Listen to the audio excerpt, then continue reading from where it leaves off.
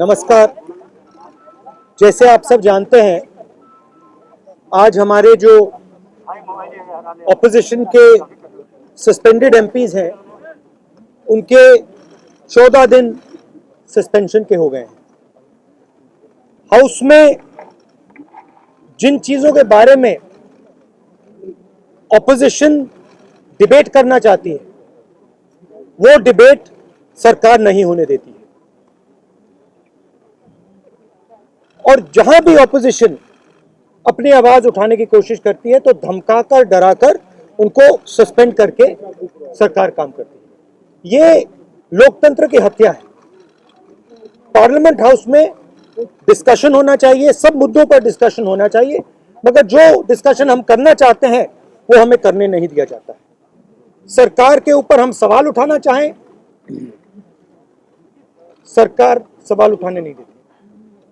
3-4 ऐसे मुद्दे हैं जो सरकार मतलब नाम तक लेने नहीं देती। तो ये सही तरीका नहीं है। प्रधानमंत्री जी हाउस में नहीं आते हैं। कितने दिन से नहीं आए? 13 दिन हो गए प्रधानमंत्री हाउस में नहीं आते हैं। एक दिन आते नहीं है। ये कोई तरीका नहीं है लोकतंत्र को चलाने का। We have here our suspended members. This is a symbol of the democracy of this country. This is the symbol of the crushing of the voice of the people of India. They've been suspended now for 2 weeks. They are sitting outside. Their voice has been crushed. They've done nothing wrong. We are not allowed to discuss important issues in Parliament. We are not allowed to debate things in Parliament. Bill after bill after bill after bill is just passed in the din.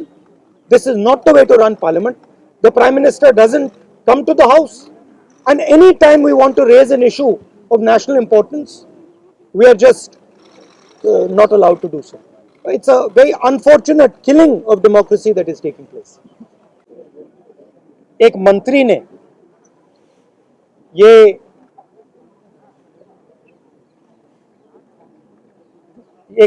ने किसानों को मारने का काम किया। प्रधानमंत्री जानते हैं, उनके साथ उनकी टीम में है। हमने कहा उस समय भी डिस्कशन नहीं होने दी। जैसे इनको चुप किया है, वैसे ही उस समय भी हम सबको चुप किया था। हम यहां भी आए थे, हमने कहा था कि देखिए चर्चा करने दीजिए। सच्चाई सबको मालूम है। सच्चाई यह है कि किसानों के खिलाफ 2-3 बड़े पूंजीपति खड़े हैं। नरेंद्र मोदी जी आगे हैं। मैं भी सोच रहा था, इनको राज्यसभा के चेयरमैन ने नहीं निकाला है, इनको प्रधानमंत्री ने भी नहीं निकाला है, इनको उस शक्ति ने निकाला है जो किसान की कमाई और किसान की आमदनी चोरी करना चाहती है। इसलिए यहां बैठे हैं। प्रधानमंत्री इंप्लीमेंटर है, चेयरमैन इंप्लीमेंटर है। शक्ति, जैसे हिंदू धर्म में शक्ति होती है, हर व्यक्ति के पीछे शक्ति होती है। दुर्गा की शक्ति होती है, लक्ष्मी की शक्ति होती है, वैसे ये पूंजीपतियों की शक्ति है। वो मुखौटा है। आप प्रधानमंत्री को देखते हैं, कल आपने देखा गंगा जी में जाके स्नान किया। वो शक्ति का इंप्लीमेंटर है। और सिंपल सी बात है, ये शक्तियां जिन्होंने इनको निकाला, जो किसान की आमदनी चोरी करना चाहती हैं, वो प्रधानमंत्री को ये जो सारे कैमरा है, ये जो मीडिया है, ये उनके हवाले करती है, ये उनको देती है। ये शक्ति कहती है देखिए मीडिया में किसी और का चेहरा नहीं आएगा, किसी और नेता का चेहरा नहीं आएगा, बस आपका चेहरा आएगा। गंगा में कोई भी स्नान कर दे, वो टीवी पे नहीं आ सकता, मगर अकेले प्रधानमंत्री गंगा में स्नान करेंगे, पूरा हिंदुस्तान देखेगा, पूरा हिंदुस्तान देखेगा। क्योंकि प्रधानमंत्री के पीछे पूंजापतियों की 2-3 शक्ति है, और उन्होंने इन कैमराओं को कैप्चर कर रखा है, और उन्होंने इन लोगों को, जो जनता की आवाज है, उनको पार्लियामेंट से बाहर निकालकर गांधी स्टैचू के पास बैठा दिया। यह सच्चाई है, और देश को और किसानों को यह सच्चाई पहचाननी पड़ेगी। लखीमपुर का जो मुद्दा है वो आप पार्लियामेंट में उठाएंगे ना?